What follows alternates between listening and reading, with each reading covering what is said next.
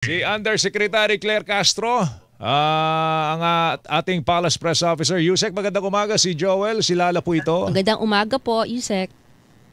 Yes, good morning Joel, good morning Lala, good morning sa lahat na nakikinig at nanonood sa inyong programa. Good Ma'am, morning. opo, yung iniintay natin pag-cancel sa pasaporte po ni Saldico, nasa katuparan na po kahapon. Ano ba ang pinaka-huling development po dito, ma'am? Sa ngayon po, naibigay na po at alam na po ng DFA ang nasabing resolution or order ng Sandigan Bayan at kikilos naman po agad ang DFA dahil yan naman po ang utos ng Pangulo. Okay, yung issue tungkol po sa pagkakaroon niya ng isa pang pasaporte, yung Portuguese passport naman po. Ano ba ang nakikitang recourse ng pamahalaan para ito po'y ma-resolve? Kasi ang nais talaga ng Pangulo ay maibalik at maibalik si Saldico dito sa Pilipinas. Kung siya man ay may pasaporte, tingin naman natin, pwede tayo makipag-ugnayan sa nasabing bansa.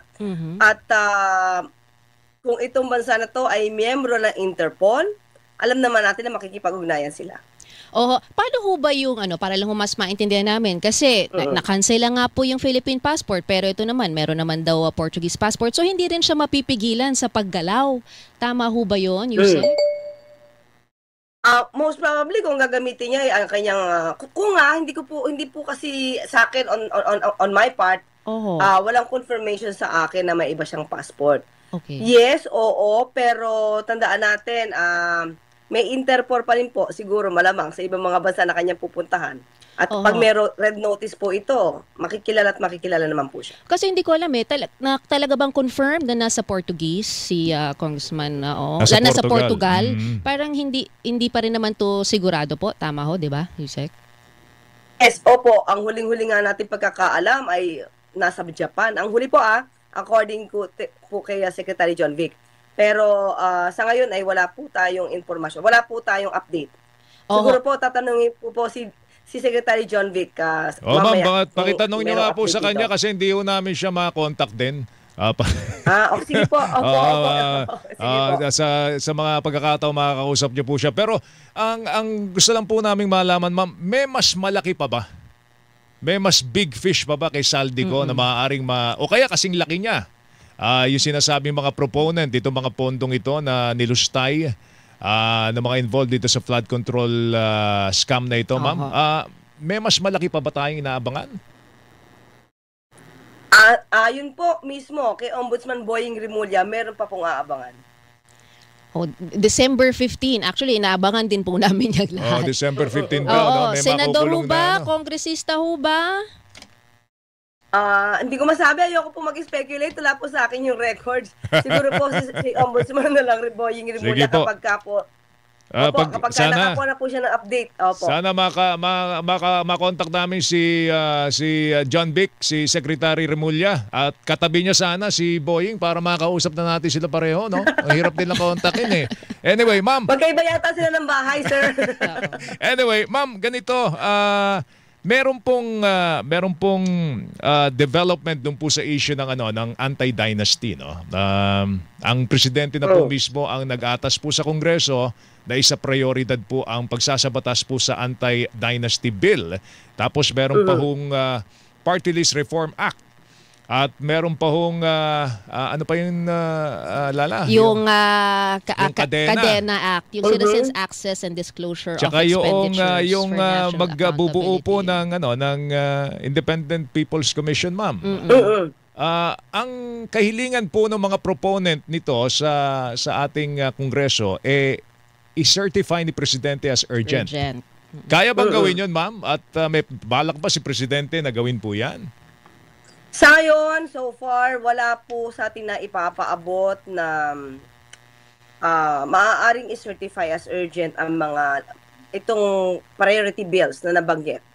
At pero alam naman po ng Kongreso, pag sinabi po na kasi ng Pangulo na ito ay i-prioritize, trabaho po ito pareho ng Kongreso at ng Ehekutibo. Kumbaga, on the part of the President, ito po yung nais niya. So, kapag priority bills, dapat mas mabilis. Pag-aralan mabuti. At hindi naman po ibig sabihin, kasi marami nagsasabi po, dahil sa hindi sinertify as urgent, ang mga bills na to ay hindi seryoso ang Pangulo. May Sabi ganun ko nga, hindi na, hindi natin ma-equate na hindi seryoso ang Pangulo dahil kung hindi seryoso ang Pangulo, hindi niya na yan i-mention pa sa LEDAC. Pwede naman yan wala itong mga batas na to, itong mga bills na to para asing wala lang nangyari. Pero pinrioritize, binanggit yung 4. So it means the President is serious on these bills. Gusto niya po ito mapag-aralan mabuti ng Kongreso at maipasa sa mas mabilis na panahon. Yung anti-dynasty, apektado rin po ang Pangulo doon. Maapektuhan si Presidente dyan. Oo, di ba? Depende yan sa magiging definition ng dynasty. Pero sabi nga natin, marami na po kasi talagang umaabuso at nakikita naman taong bayan at nakikita rin po ito ng Pangulo.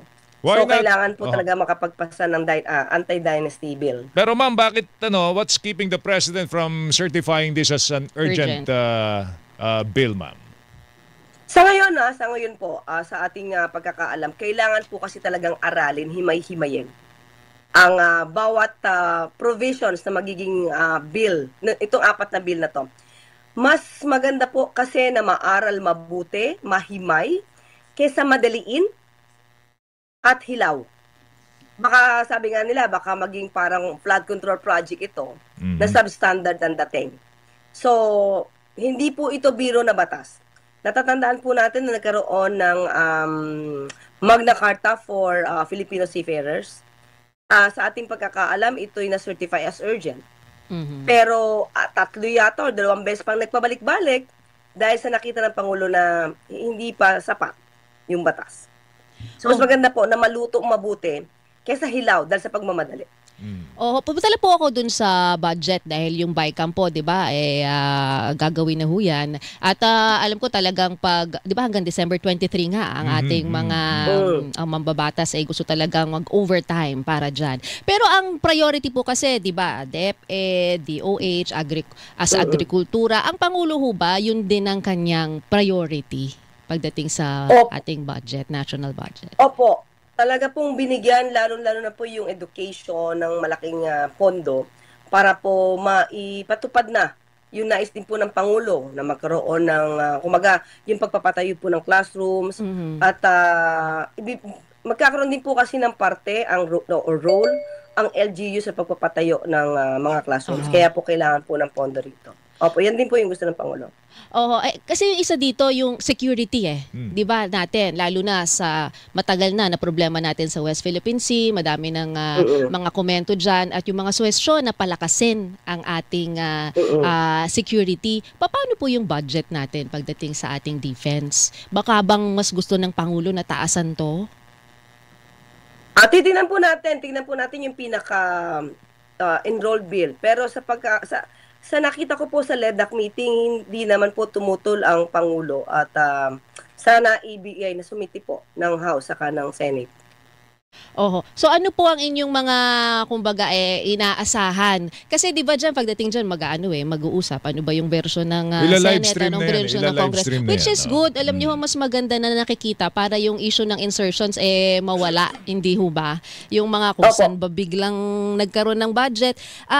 Pero ang sinasabi niyo nga yung schools, yung DepEd, yan po yung isa sa priority. Pero isa rin sa sinisilip diyan, pati mga pagpapatayo. 'Di ba DBTWH din naman pumapasok din dyan Paano ho kaya yun? Yung bang yung issue ng appropriation ng budget, yung maaaring korupsyon pa, paano kaya? Baka di kaya makaapekto, silipin uli yun. Ano hong tingin niyo doon, Yusek?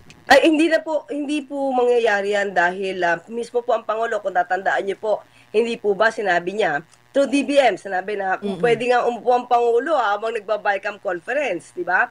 Kasi yun po yung gustong ipahiwatig ng Pangulo na gusto niya open to sa lahat para makita po yung ginagawa sa BICAM conference. Walang pwedeng ilihim mo lang mga insertions na hindi alam ng tao o kaya nasisingitan ito. Hindi po yun yung gusto ng Pangulo. And at the same time, sabi nga po natin, bubusisiin din po talaga yung budget, hindi po basta-basta mag-release ng budget dito. At gusto po talaga tutukan ng Pangulo na yung mga classrooms ay maayos at magawa.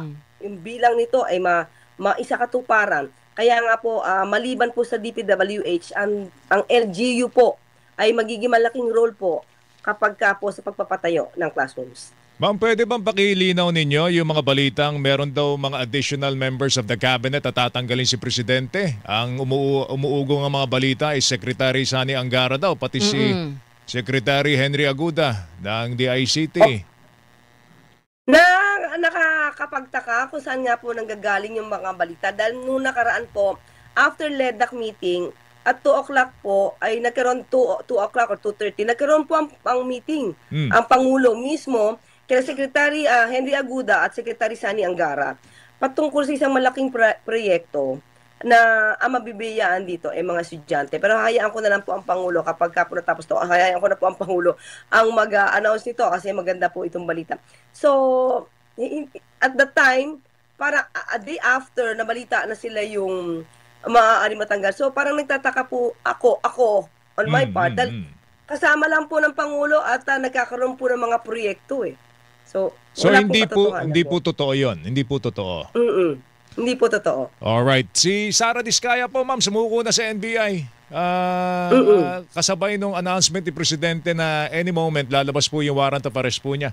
Ano initial reaction pati ho yung mga DPWH officials sa Davao ay sumuko na rin po sa NBI Davao. Ano initial reaction? Naalaman na ba ni Presidente itong development na ito? Opo. Alam niyo po, maganda po yan. Kung sino man po yung nag-a-advise sa kanila, lawyer nila, sa pagkakaalam ko, parang lawyer yata yung nag-advise kay Sara Diskaya. Maganda pong suggestion dyan, kesa po sa mga nag-a-advise na huwag sumuko. Meron po tayo nadidinig na ganyan eh. Never surrender. Kasi po, kapag ka po dito sa Pilipinas, sa batas po natin, kapag ka po nagkaroon ng voluntary surrender, wala pa po yung warrant of arrest at alam nila na magkakaroon ng warrant of arrest, pero voluntary surrender. At kung ito man ay matatawag nating heinous crime kasi no bail ito kung malversation of public funds at depende sa amount. At darating po yung time na kapag ka nagkaroon po ng penalty, may nagbigyan na ng sentensya, makukonsider po siya na parang factor para bumaba or mabawasan yung years of imprisonment.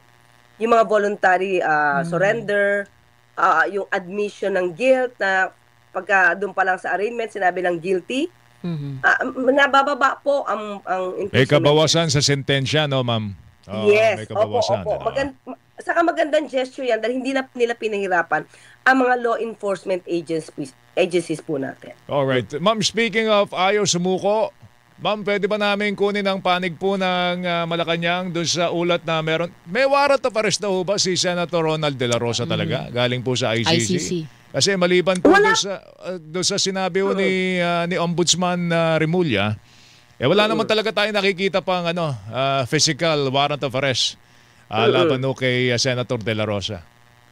Opo, wala po on the part of the OP, sa part din po ng DOJ, DILG, wala po pang official communication kung meron na po. At walang confirmation. Even ICC, kung di tayo nagkakamali, wala rin pong confirmation of the issuance of the warrant of arrest. So kung meron man at tatanggap si Ombudsman Remulla, hindi natin alam kung saan nanggaling yan. Pero pinatotohanan niya po yan. Pero sa parte po ng DOJ, saka ng DILG, wala pa po natatanggap na official communication. Okay. Yusek, kasi una na nagsabi yung abogado niya, si Attorney Torion, no, na gusto nga ng kanyang kliyente na sumailalim sa due process. At kung talaga siya lilitisin, hindi ito dapat daw sa bansa niya at hindi sa ibang bansa. Ganyan din naman ang sinabi ni dating Pangulong Duterte. Pero ganito po nangyari at napadala nga po siya. Hindi ho ba? Ngayon, if ever talaga hong mapapababaya ang arrest warrant, ganun din ho ba ang magiging proseso kay Senator Bato, kagaya po na nangyari kay dating Pangulong Duterte? Kung susundin po kasi natin yung RA 9851, maaari po hindi po ako nagsasabi na ito yung gagawin. Maaaring ganun pa rin ang sundin.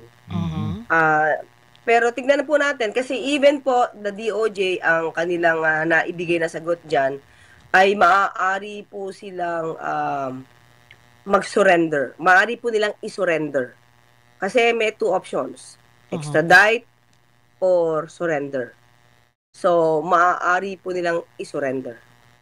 Ma'am, pwede niyo At ba yung kaming... extradition, Oo. opo. Okay. Pwede niyo ba Yung kaming... extradition Oo, proceedings oo. naman, Aha. opo, yung extradition proceedings naman na rules na ibinigay po ng Supreme Court, ito po naman ay patungkol sa requesting state to state. Aha. Hindi po ito hindi po it does not include the court, the International Criminal Court. Oo. Please Kasi, educate us, ma'am. Ano ba yun na RA 9851 na yan, ma'am? Okay, sa RA 9851, ito po yung may mga patungkol sa mga crimes against humanity na kung saan po section 17 na sinasabi na kung ang isang akusado, or let's say Pilipino, ay lilitisin sa kasong crime against humanity, may choice po ang state. Tayo po, may choice. It's either dito po ililitis or kung may nasimulan ng mga pag-iimbestiga katulad ng International Court, pwede po natin ibigay. Pwede po tayong mag-concede sa jurisdiction ng International Criminal Court. Doon sa batas na nakalagay po doon na we can surrender and or extradite. So, may option na ibinigay po doon sa RA 9851 at lumalabas po kasi na pag-extradition proceedings, base na rin po doon sa rules ng Supreme Court, is about state to state. Pero when it comes to International Criminal Court, pwede po kasing surrender. So, parang malinaw na kung sakali nga pong mangyayari yon, ang pipiliin uli natin ay i-surrender sa International Criminal Court si Senator Bato at hindi talaga dito sa Pilipinas. Kasi yun po ang nire-request maging ni Senator Bato at ng kanyang pamilya na dito daw po sa Pilipinas siya litisin at hindi sa ibang bansa. Hindi ko po masasabi kung anong pwedeng gawing aksyon ng pamahalaan sa ngayon patungkol po dyan. Dinidiscuss ko lang po yung option at ito din po yung diniscuss ng DOJ. Pero sa ngayon, wala pong concrete na ano ang pwedeng gawin. But still, alam naman din po nila, Atty. Torrio, na meron ng ganitong batas. Hindi ko lang ma-educate me rin also, no? Kasi po ang tagal na hong absent ni Senator Bato. Meron din po siya kasing may responsibilidad sa taong bayan. Paano hindi niya nagagawa ang kanyang duty bilang senador? Wala daw no work, no pay doon.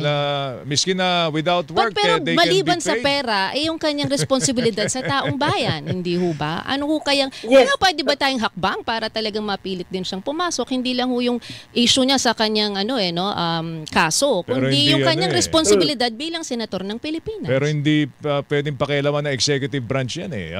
Siguro kung meron mang magdidisiplina sa kanya lala, baka dapat Senado mismo. Oo nga, gusto ko nga sanang makuha yung opinion. Paano ba yun na Yusek? Kasi ngayon gusto nating linisin ang ating gobyerno, di ba? Pero yung ating mismo mga mambabatas, absent. At may mga iba pang nagsasuggest na never surrender. Sa atin po, nadinig po natin mismo si SP Tito Soto. Parang sinasabi niya, kung kayo yung taxpayer, so you go ahead, you file a complaint sa Ethics Committee at yun naman daw ay didinggin nila. Teka lang, may pahabol lang ako. Ito pong Independent People's Commission Act po, isa po sa priority bills ng Pangulo. Yusek, ano ba itong pagkakaiba nito? Kasi yung sinasabi, baka madoble lang. Gano ho ba yung ngipin nito na ibibigay na hindi naman ho nabibigay ng mga existing agencies natin, mga Ombudsman, Court of Appeals, DOJ? Okay. Yung ngayon pong ICI na-establish dito po ni Pangulong Marcos Jr., ang purpose lang po talaga niyan is to gather evidence, to gather facts. Para po mapabilis kasi po, di ba, kung ang ombudsman pa yung magkakalalkal ng mga dokumento isa-isa, ang kakapal po nun eh. So, kaya po ginawa ng Pangulo kasi supposed to be ad hoc committee lang po ito eh. Pero since the people are clamoring for an independent commission, so, nagsagawa po ng EO 94 para walang masabi na ito ay independent. Hindi ito sakop na ng executive na kasi baka mismo na mga taga-executive department ang maging subject matter ng pag-iimbestiga. Kaya ginawa pong independent commission at sila na po ang bahala mag-imbestiga dyan. Now, ang purpose lang is to gather documents para pantulong sa DOJ o pantulong po sa Ombudsman. Now, kaya wala po siyang power of contempt or contempt power. At ipiniliwanag ng Pangulo to na hindi naman to penalize. To penalize yung mga taong hindi pupunta. Pero, kumbaga, responsibilidad na nila kung ayaw nilang madinig at ibigay yung kanilang side, maaaring ma-endorso na sila'y makasuhan or ma-recommenda na sila'y makasuhan dahil hindi sila nadinig. Ngayon, itong ibinubuo na IPC po, malaki po yung power nila, malaki po ang ibinigay na power dito. Yes. At ang hiling lang po, during the LEDA committee ng Pangulo, wag sanang mag-overlap yung jurisdiction or magkaroon ng competition. That's the word. Sa ombudsman, sa IPC, including the DOJ. Kasi even before po, nung hindi po nagkakaroon ng MOA ang DOJ, saka ang ombudsman, nagkakaroon po ng parang, saan ba to? Dapat pa sa DOJ, dapat sa ombudsman. So, yun lang din po yung ayaw ng Pangulo. Kasi dapat, kung ano yung designation, kung ano yung dapat na function sila, ano yung mandato nila, dapat specific po. Alright. Okay. Yusek, para Sige kayong nag-press con sa amin, ha? Oo. Salamat. Marami pa rin sana Salamat, tayong ma'am, tatanong ah. sa uulitin Sa po, susunod na Yusek. pagkakataon ulit. Salamat Thank po. you, ma'am. Opo. Thank you. Salamat din po sa pagkakataon. Good Maraming morning. salamat, Joel and Lala po.